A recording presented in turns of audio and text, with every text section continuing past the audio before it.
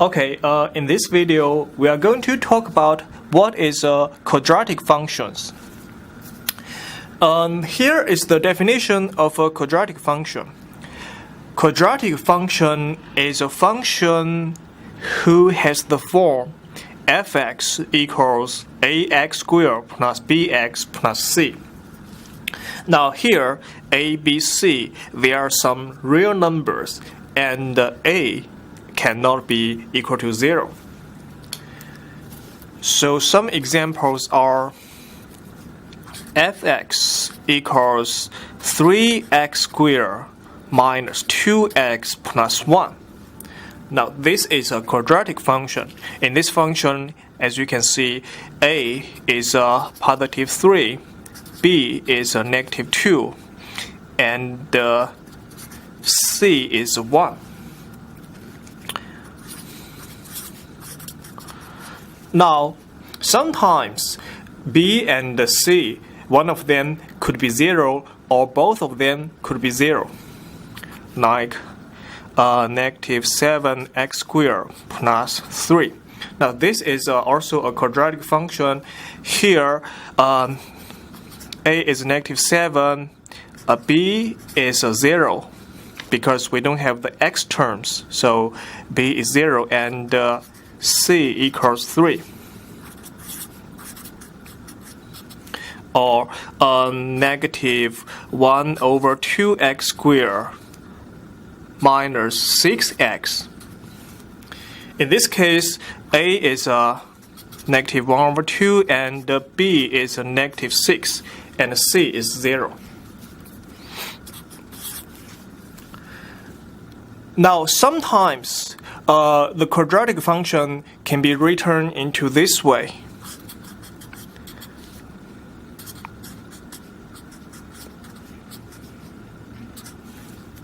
Now, I will show you in a second what's the name of this this form.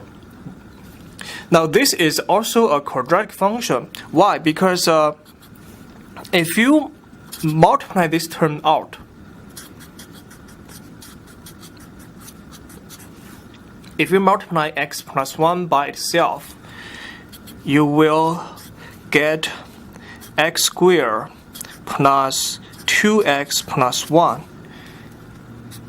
And then if you simplify this expression, you will get 2x squared plus 4x, right? 2 times x squared, and 2 times 2x, and 2 times 2, and plus 7.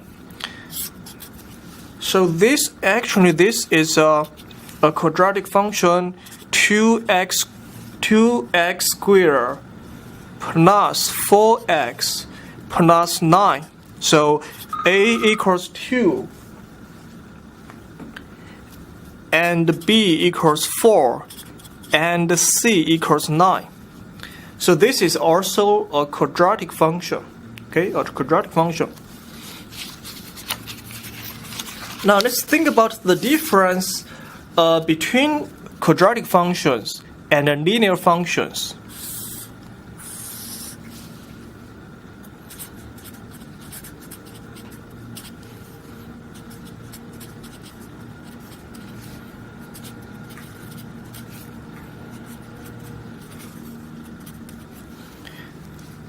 If a function is a quadratic function,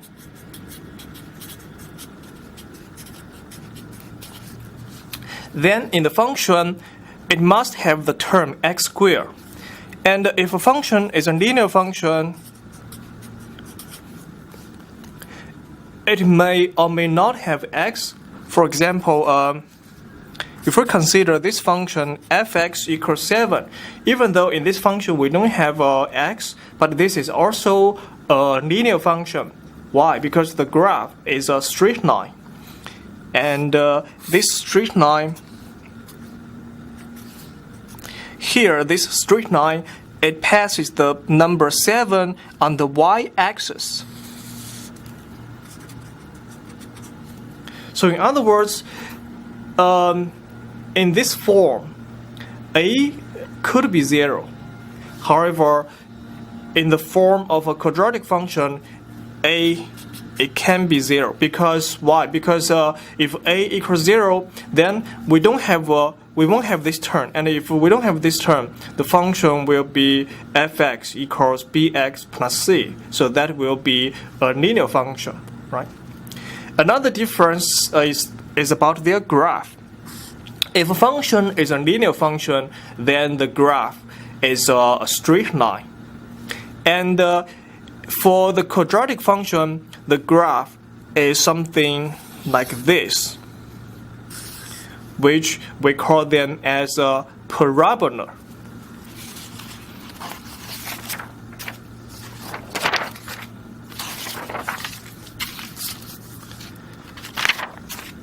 The graph of a quadratic function is a parabola.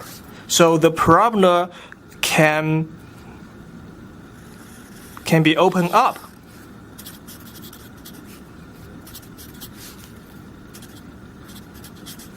Or it can be opened down.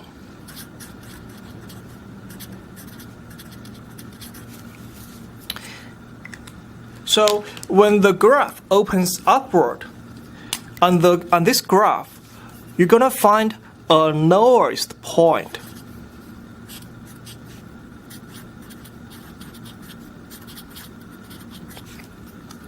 And if the graph opens downward, you're gonna find a highest point.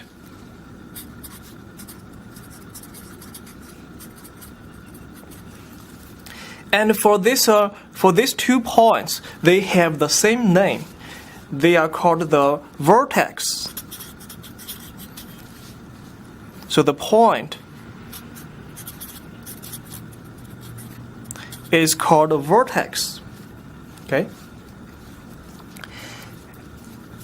And what else is the graph of a quadratic function, this parabola, is a symmetric. It's a symmetric graph. And the graph is symmetric about a vertical line. And this vertical line, it's gonna pass this point. It's gonna pass the point, vertex.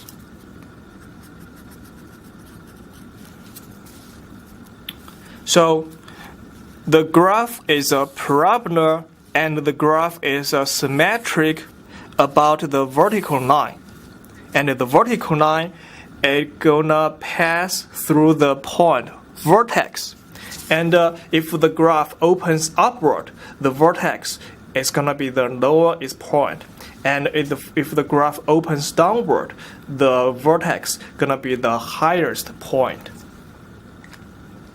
Okay, then we may wonder, okay, now I know the graph is a parabola, but is there any way I can tell where is the vertex if I'm given the function of if I'm given the expression of the function?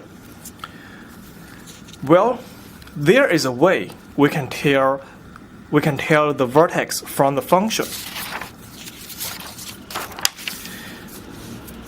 Just like one of our previous example,